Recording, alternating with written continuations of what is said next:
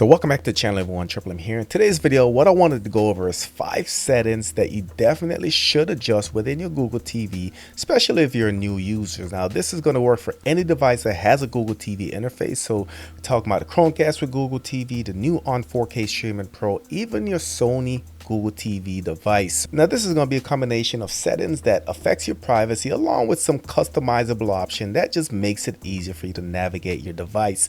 So we're going to jump right into it. If you're new to the channel, subscribe, smash the notification bell. Let's go.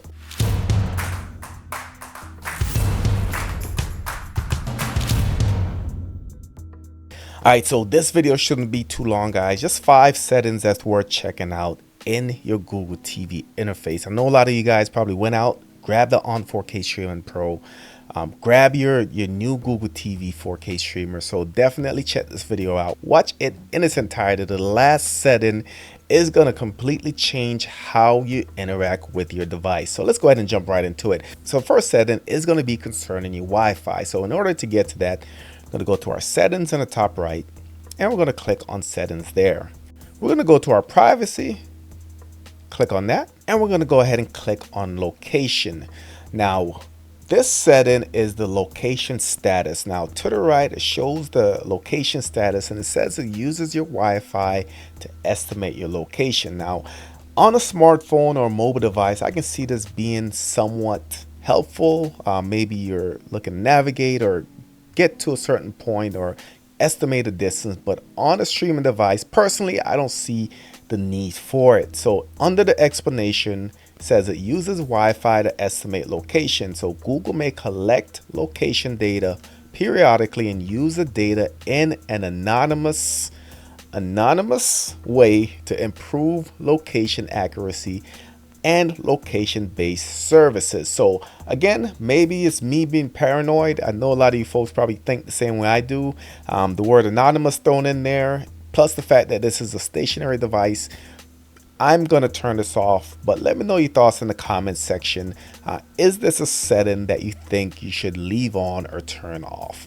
All right, so the very next setting is going to be in the same area, and this is going to be under your privacy settings. So I'm going to go to my settings.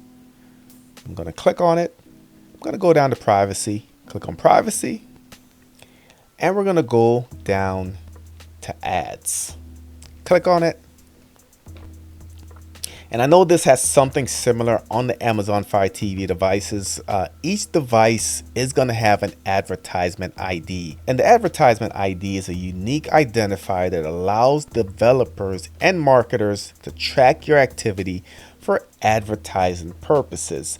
What this is, guys, it collects information on you via this ID. Then it knows to push ads to you that's tailored to whatever you're looking for. So if you ever wondered why you're on your computer and you search for a laptop, then you go over to your phone and you see ads for a laptop, this is where the tracking ID can come into play.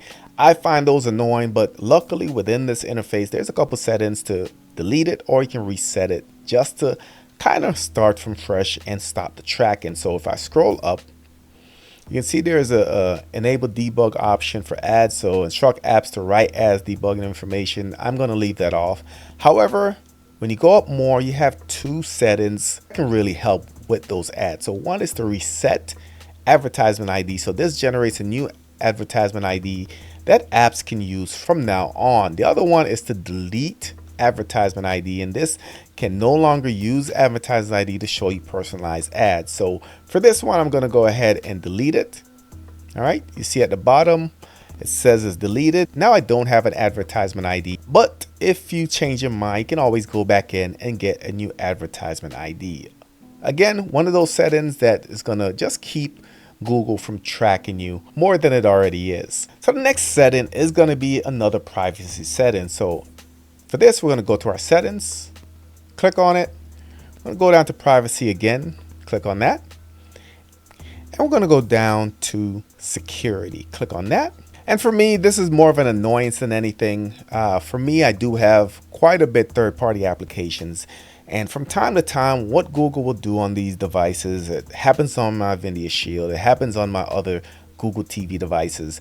It will scan your device, and when it finds an app that didn't come from the Google Play Store, it will label the app as harmful or just keep reminding you that this app probably should be deleted. So for me, I'm going to turn this off just because I know I install a lot of third-party applications. It's more of an annoyance than anything. There's also another one where it sends it to Google. That's also off. But let me know what you guys think. Do you get those pop-ups for your third-party apps? I know I do, and that's why I choose to turn this setting off. All right, so enough with the privacy security. Let's jump into something that's a little bit more fun. And like I said, the last setting is going to completely change the way you interact with your Google TV. So the first thing we're going to do is, you can see on my home page, there's so many recommendations, and most of these I don't even use, guys. I'm still scrolling, still scrolling, still scrolling.